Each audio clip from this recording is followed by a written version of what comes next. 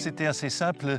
Au début des années 2000, il devenait évident que toutes les questions relatives à l'environnement, au social et à la bonne gouvernance étaient au sommet des préoccupations des entreprises.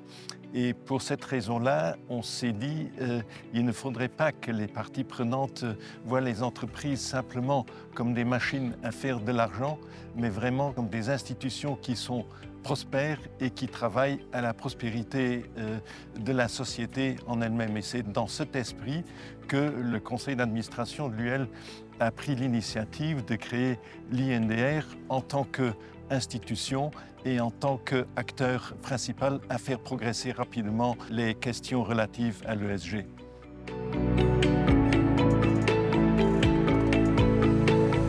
En fait, au début, on avait le choix.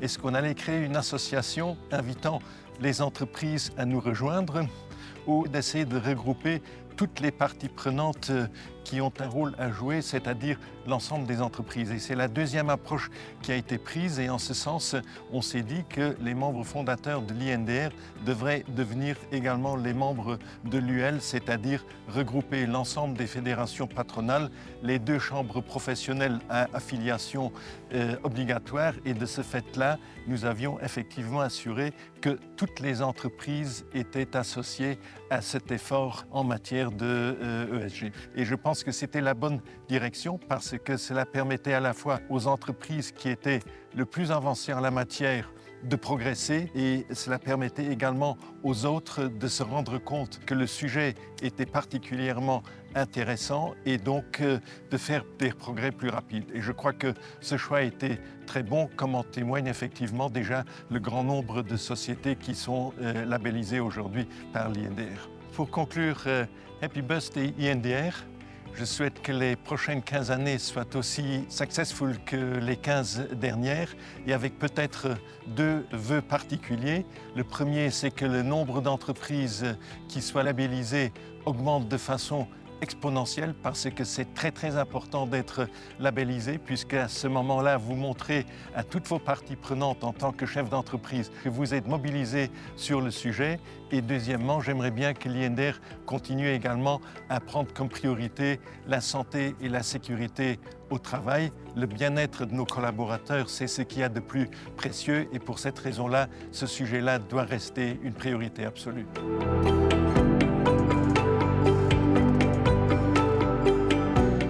La première étude sur la RSE que nous avions réalisée au tout début de l'INDR a démontré que 7% des dirigeants seulement connaissaient la signification de la RSE.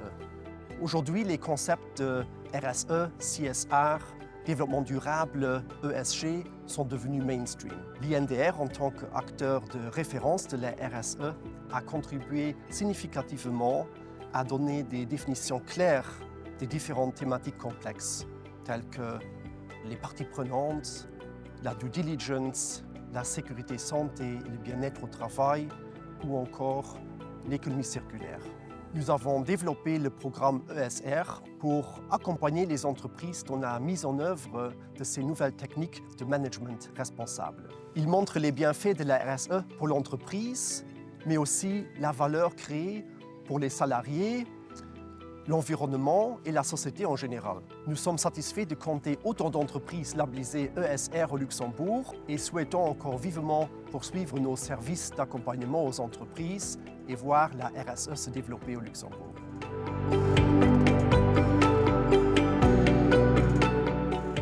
En tant qu'entreprise du secteur sanitaire et social, avec plus que 800 salariés, nous avons démarré la démarche RSE en 2019.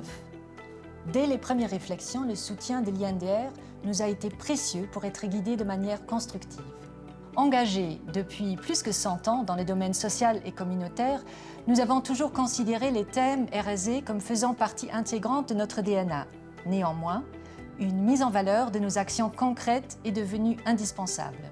Au fur et à mesure de l'accompagnement par l'Institut national du développement durable et de la responsabilité sociale des entreprises, nous nous sommes rendus compte que le programme RSE représente un atout majeur pour notre visibilité sur le marché du travail, surtout dans cette période de pénurie de main-d'œuvre. Afficher notre adhérence aux valeurs RSE permet de toucher de potentiels futurs collaborateurs et partenaires, intéressés par notre gouvernance et nos méthodes participatives de travail en équipe permettant d'optimiser la qualité de vie au travail. L'auto-évaluation initiale, un des outils mis à disposition par l'INDR, dont nous fêtons le 15e anniversaire, a créé le cadre pour sensibiliser toutes les parties prenantes, internes et externes, en identifiant les bonnes pratiques responsables et durables.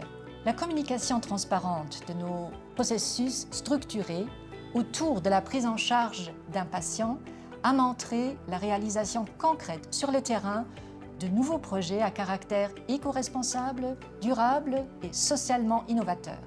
Être labellisé RSE en 2023 est devenu possible grâce à l'accompagnement scientifique des experts de l'INDR qui nous ont apporté un soutien permanent. Leur coaching bienveillant représente une plus-value considérable pour maintenir le cap, stimuler la dynamique et aligner les initiatives. Mais viser le label n'est que le début d'une démarche vers l'excellence à long terme. Et nous sommes donc sur la bonne voie pour mettre en pratique la politique européenne sur les Green Deal. Comme beaucoup d'entreprises, nous souhaitons éviter une surcharge administrative dans nos efforts de documentation et de reporting.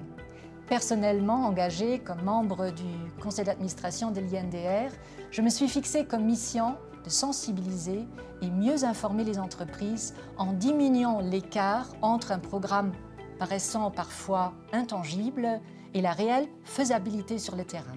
Ainsi, l'INDR, avec le nouveau partenariat de la House of Sustainability, rend accessibles des aides concrètes de transposition des valeurs RSE.